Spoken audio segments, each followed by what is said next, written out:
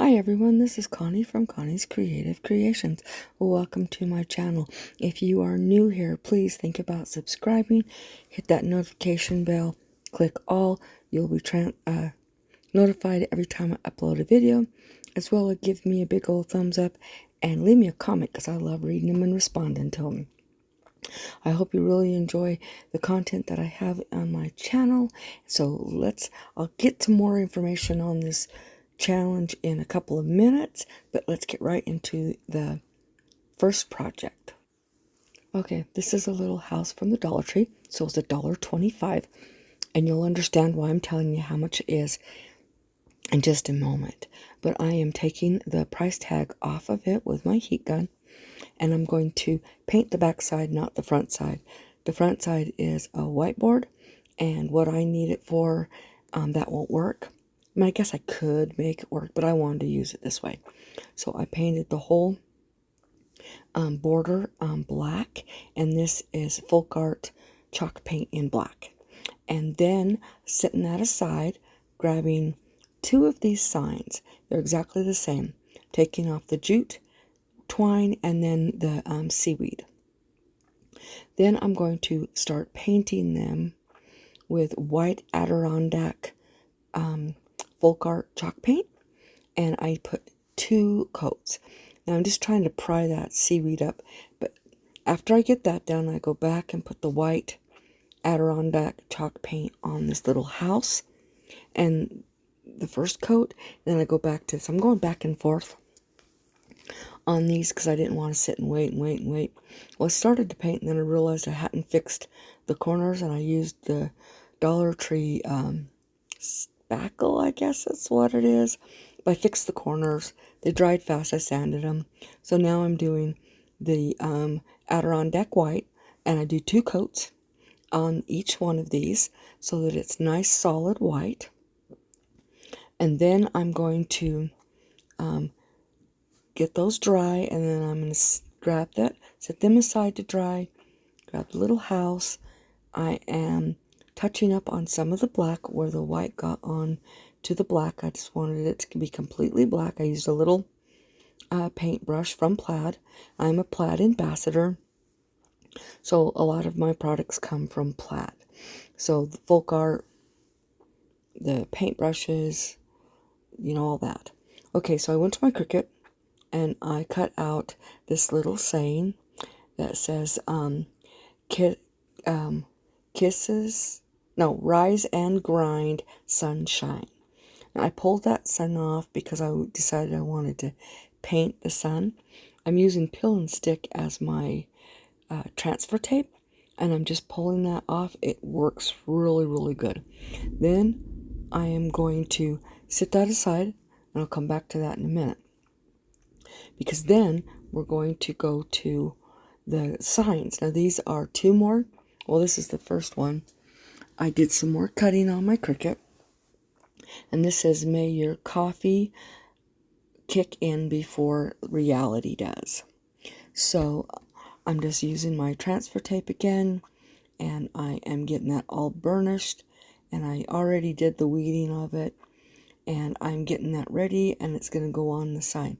Now, I did use some black, and I used my chippy brush, and I dirtied up the edges, and I just made it look like it was more of a worn down pieces of wood. Now, then I started on the second one, and we'll get back to that in a moment. All right. Actually, we're into it right now. I'm sitting here finishing up the weeding.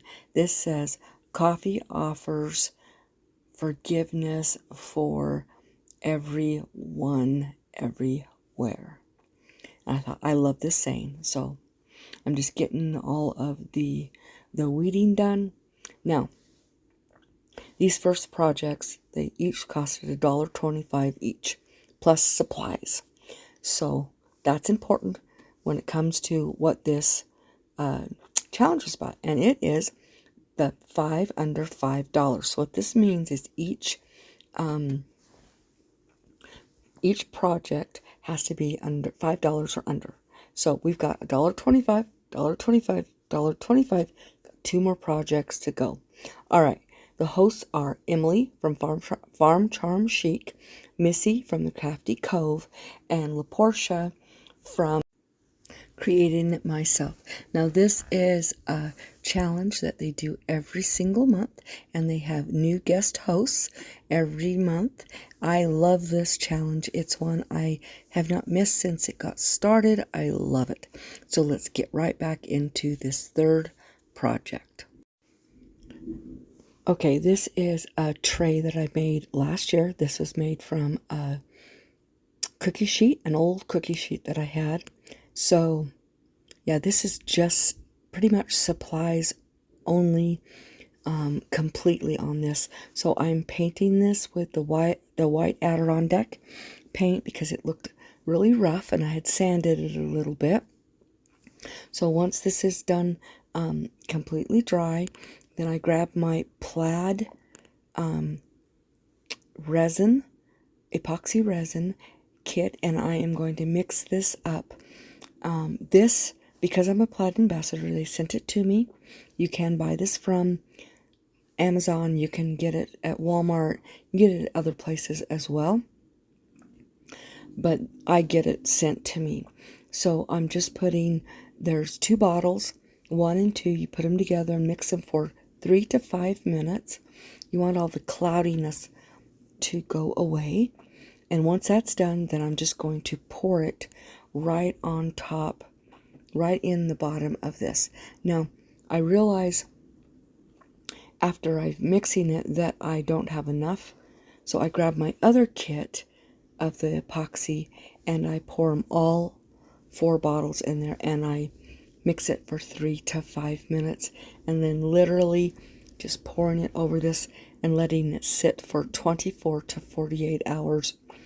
And it is perfect, which means it can get wet, it can get wiped up, it can get washed, it can get coffee on it, you can wipe it right up. It's not going to stain, it's not going to cause any buckling, and yeah, of course those handles are not really to pick it up, it's more aesthetic, but there's a lip you can pick it up. And this is super easy. Once you get it poured down, I use my heat gun that pulls all the bubbles up and come back half hour later, so do it again. You only have 3 hours of working time, so you want to do it before then, but literally the bubbles within the hour, all the bubbles were gone completely, and I had no issues with this drying, setting up, or anything. So as you can see, I'm just mixing it for those 3 to 5 minutes. Then we're going to pour it right on there. It's self-leveling, so this didn't, I mean, I went ahead and pushed it around because I didn't want any issues, but literally it self-leveled after that. I'm using my heat gun, just blowing on it, getting all the air bubbles to pull them to the surface and pop. When you are mixing your resin, you don't want to whip it anyway. So now I'm going back. I put that aside to set for 24 to 48 hours. Now I'm going back to my other sign. I'm getting this all transferred onto my pill and stick, which is my transfer tape. Once I get that done, then I grab the other sign and I just put it on there, transfer it onto the this sign. Then I'm going to Mod Podge all 3 of the signs, and so that it's all sealed. And I can say, I'm just pulling this peel and stick up. You just have to go slow and steady and help wherever needed. Sometimes it starts to pull up, it's not burnished enough, and so that's all done. Now I grab this frame backing. I want this to stand, so I am gluing that onto the back so that it will stand up. And I'm just using my Surebonder heat gun and just getting that all on there. Then once that's done, then I'm going to set it aside. Now I did not show where I had painted a sun. I don't know where that clip went, but it's gone. So I did that. Now I'm grabbed some white beads, some gray beads, and some natural beads. I decided not to use the white And if I didn't tell you before, all of the hosts, their channels, names, and links will be in the description box, as well as the playlist. And you don't want to miss going to the playlist and checking out all the creators. Now, these beads came from Walmart. The little natural ones came from BB Craft. The gray ones came from Walmart. I am making a bead garland, and I'm using black cording. And I'm going to put a tassel, make a tassel on each end of this bead garland. Now, this 5 under 5, the topic or the theme is Everyday Farmhouse, and this all is for my coffee bar. I made my coffee bar a couple of years ago, and I decided to enhance it some more. So that's why I'm making all this coffee related stuff. And the beads are just beautiful, and I like adding beaded garland to all things DIY. And so I'm making lots of them, different ones. So I hope you guys enjoy this one. So here I am just tying that last tassel off. This cording's quite stiff, so it's quite easy to get it to do what I want it to do. And that is finished. And here is the sign. And here's where I'm going to paint the star. I knew I had this clip, and I couldn't remember where it was at. But I'm glad I'm adding the star up at the top instead of at the side where the other one was. And so here I am. I'm going to now Mod Podge all of these, and then I'm going to use jute to put hangers on these two signs. And then I am going to move around some things on my coffee bar, which I don't show, but then I show where these items all ended up on my coffee bar. Now, this Mod Podge is from Plaid. It's the matte finish, so it's not shiny. And I'm just using my my heat gun again, and drying all of this off, drying it after the Mod Podge is done. And like I said, I can't wait till you can see my coffee bar. I will be doing some more things to it, but right now this is what I'm doing. But before this is finished, I grab some really thin black and white silk ribbon, and I'm making a finger bow. And so I am just wrapping it, tying it, and then I'm fraying out all the loops, and then I'm going to glue it onto the top of this little house with a little white button in the middle. And I think this screams farmhouse to me. I don't decorate in all farmhouse, but I do decorate in quite a bit of farmhouse. So that one is finished. And then, like I said, I'm finishing up these, and this is what they all look like. Here is the tray with the beaded garland. Also, you guys, call somebody and tell them you love them today. This might be exactly what they need to hear. Also, you guys have the most blessed week.